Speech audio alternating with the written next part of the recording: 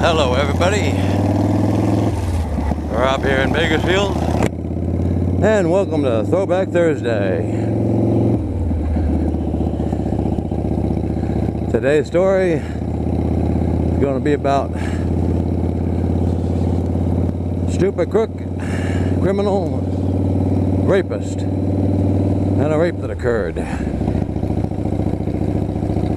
Yeah, I was working a morning shift. I was working out of Central Division, and I was up in the residential area east of Balboa Park.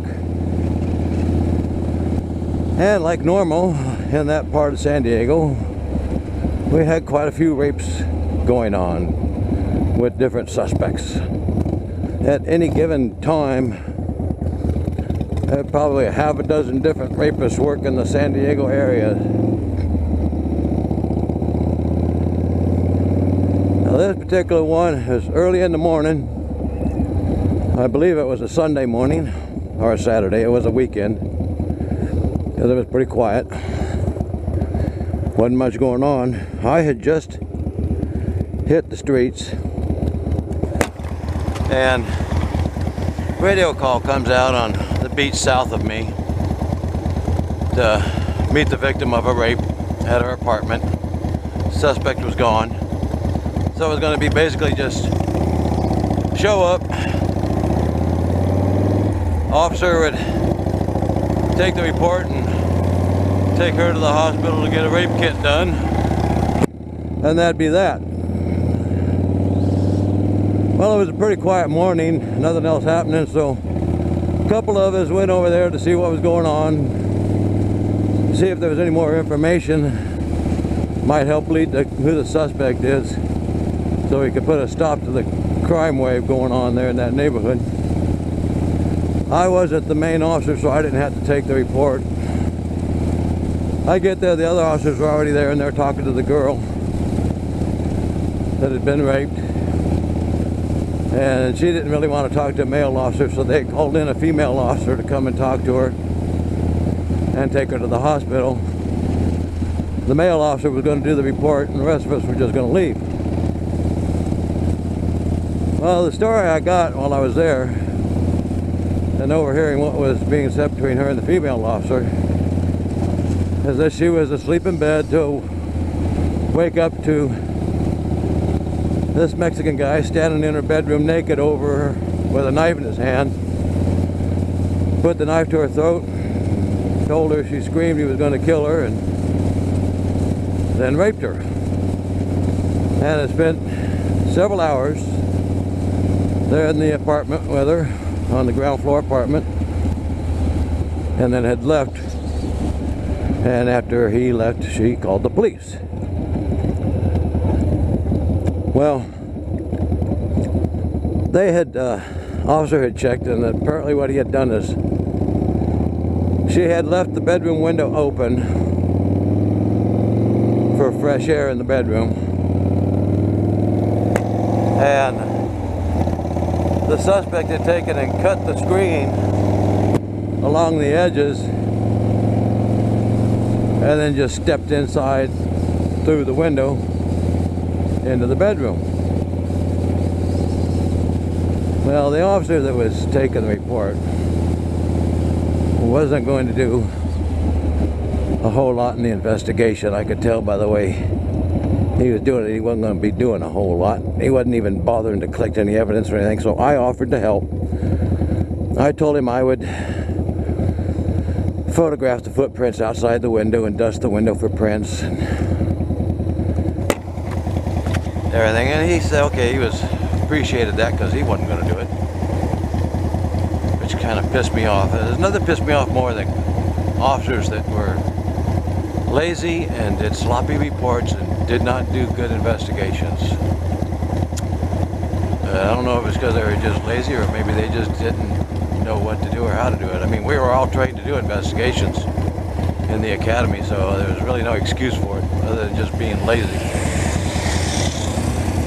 So anyways, as I'm sitting there, I open the drapes back and I'm dusting the windowsill, and I'm looking around, and there lying on the floor is a man's wallet.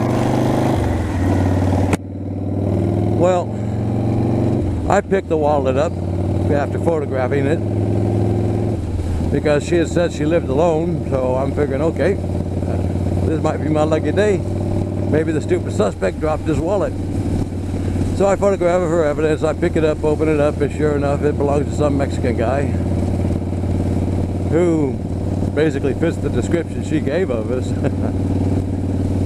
So I called the female officer on the radio and asked her to ask the victim if she had a boyfriend or knew anybody by that name and had any males in her apartment other than the rapist. And of course the female victim comes back and she says no, that she didn't know anybody by that name, that wasn't her boyfriend, she didn't have a boyfriend, and there wasn't any males in her apartment. So bingo, there we go. We've got the suspect's wallet with all his ID in it.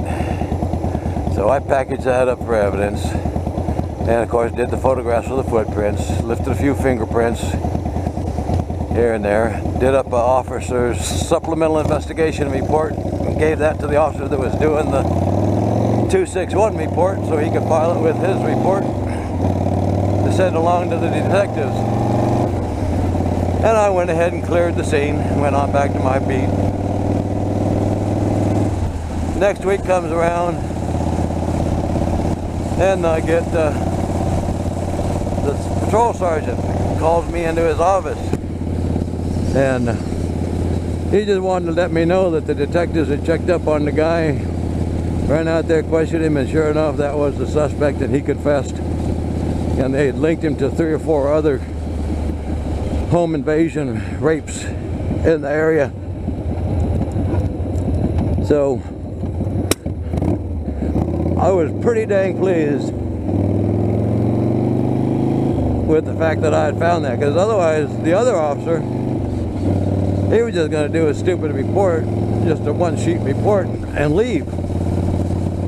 And the suspect's wallet would have been left sitting there on the bedroom floor. He'd have never seen it, never known. So I guess there's 2 things you can draw from this story. Is number 1, crooks are stupid. And number 2, cops are lazy. Some of them, not all of them. So I hear people ranting about cops not doing their job and stuff like that, and it kind of pisses me off, and I take it personally because I always did the best job I possibly could. But I do realize that there's a lot out there that they don't do the job. They don't do it thoroughly, and they don't do it right. But that's when you get when you have to recruit from the public.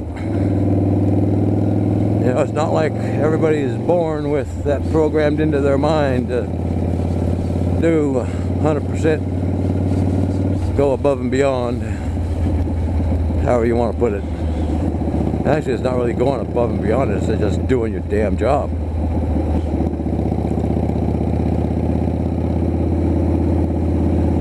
So, I hope you all enjoyed my stupid crook story.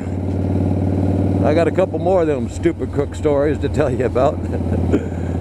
Just how funny to me it's funny that the guy's such an idiot that he lost his wallet at the rape scene.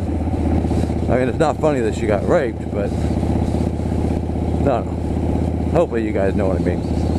Hope you enjoyed the story. If you did, come back next Thursday. Give me a like. Give me some comments. And I'll see y'all next week. Bye-bye.